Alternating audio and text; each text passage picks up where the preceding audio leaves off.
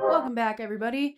We have a video coming at you from X, from the account TaraBull.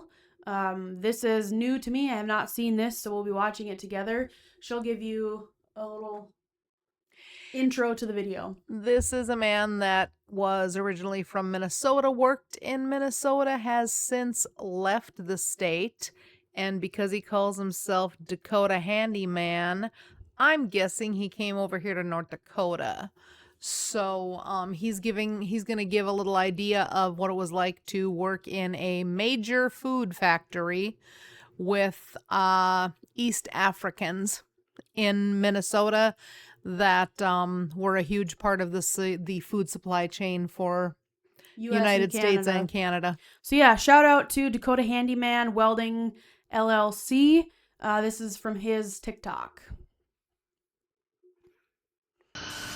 I've seen that my former home state of Minnesota is currently in the news due to Trump and the Somalian issue. I worked in a major food production facility that supplies the United States and Canada with food. I watched as they brought Somalians in, and they began to urinate and defecate wherever they pleased within this food production facility plant. We had to put up signs explaining how to use the bathroom correctly, but yet it was never corrected. I seen as grown men wash their genitals within the sinks, made homemade bidets from the garbage in the break rooms, and then brought in a roach infestation to the plant. Once again, I will tell you this is a major food production facility and cannot shut down for anything. I did, however, have it shut down once for a lockdown, due to one of them returning to the food processing facility with a knife. It's a real problem, and it's a major reason why I left Minnesota. I just want everyone to know that I hold no ill towards these people. It's not their fault. They come from somewhere that has a private problem and is ran by tribes. There's no rule of law. How do you expect them to integrate within modern society is beyond me. Exactly. I do, however, blame the state of Minnesota. I watched as they brought these people in with the sole purpose of driving down the wage. Yep. They want to make wage slaves. Same way they did with Mexicans in California. People ask themselves, how is it that someone could work this job? How else will we get people to work here? Unless we bring in immigrants. You're holding them hostage. You are bringing these people in and holding them hostage. They are nothing more than a modern slave. I've seen it myself. As these poor people come into this country and are treated so horribly in these jobs, or are forced to integrate into something that they don't understand, on the sole fact that they're trying to feed their family back home. It's a terrible thing. And it's truly sad to watch. As I said, I hold no ill will towards these people, and I understand why they did come to this country. I completely get it. I would also want to try to leave Somalia, or Mexico, or wherever else these people come from. But when they get here and are forced to do the slave labor of the entitled and rich, who watch their lawn get pampered by them, or their food made by them, or even driven around by these people. It's wrong, and we all know it. And it's time to stand up and do something right about it.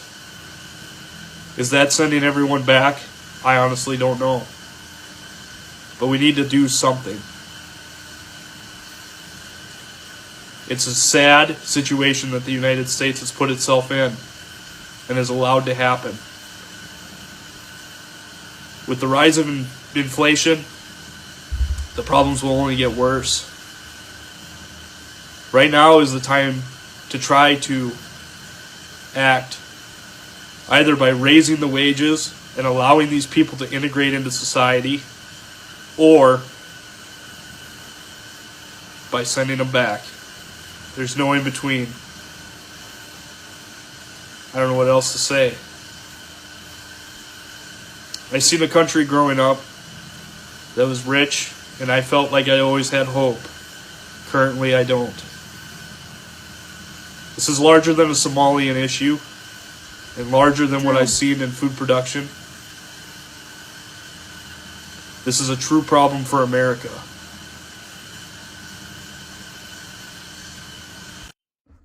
So, tell me what your thoughts are.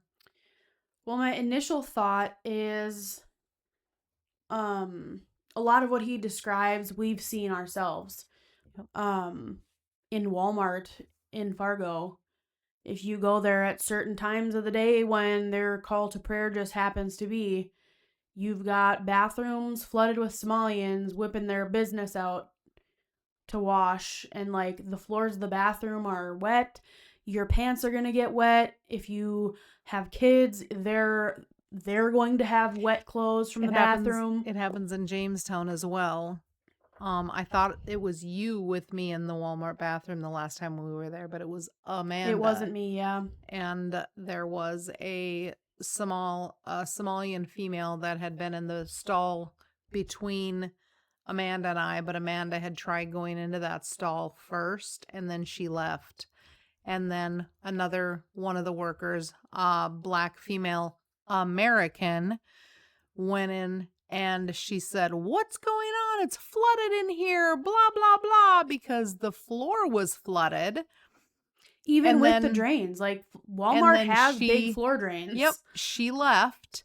And then when I was washing my hands, Amanda said, I watched the Somali go in there with a big bottle of water, and chances are she was doing her cleaning of her business with the water bottle in there and got it all over the place. For real. So it's wild. It's everywhere. And it's disgusting. And here's the thing. I have no issue with their religious beliefs, that they can do that, but it also shouldn't be something that you're doing in public restrooms. If that's something that you uphold, then you should be at your home to do that.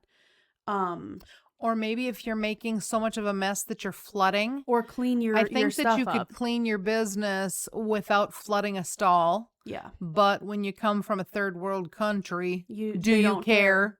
You don't care. Well, and you don't clean it up, and you don't care. And who comes behind you? All of us. Yeah. It's very disrespectful. And I don't have a problem saying that. No. Too many people are silent on this. We do not live in a third world country.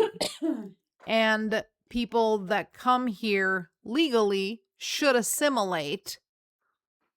But when you invite the third world in, you become the third world.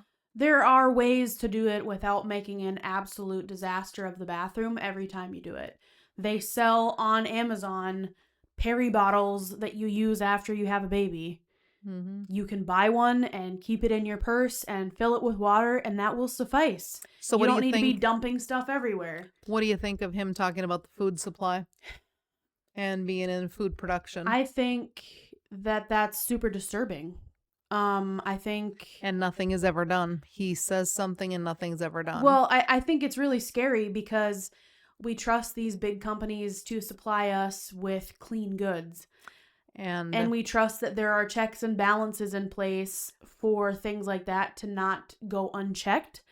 When you have slave labor coming in and urinating and defecating all over the plant, then we wonder how we end up with E. coli outbreaks here, there, and everywhere. Mm-hmm. And nobody talks about it. So we're talking about it.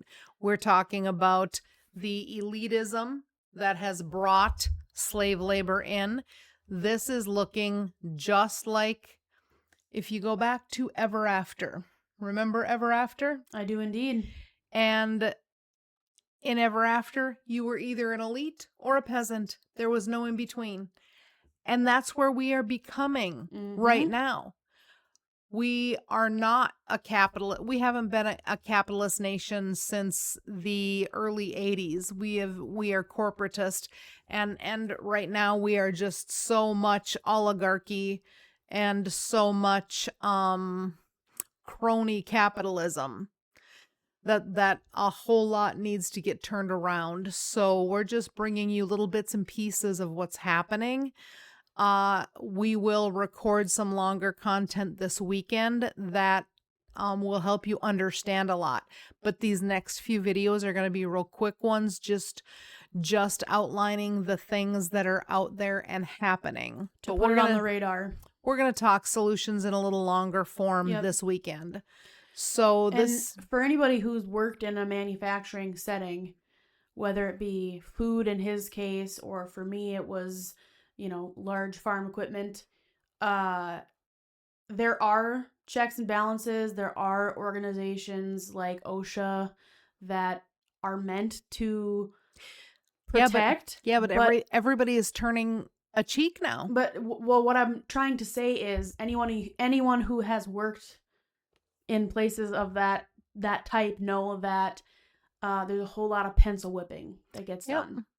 And they do it because it'd be too big of a loss for the company to actually fix what needs fixing. And in some cases, like this guy says, shutting down to fix what needs fixed is not an option. Is not an option in their world.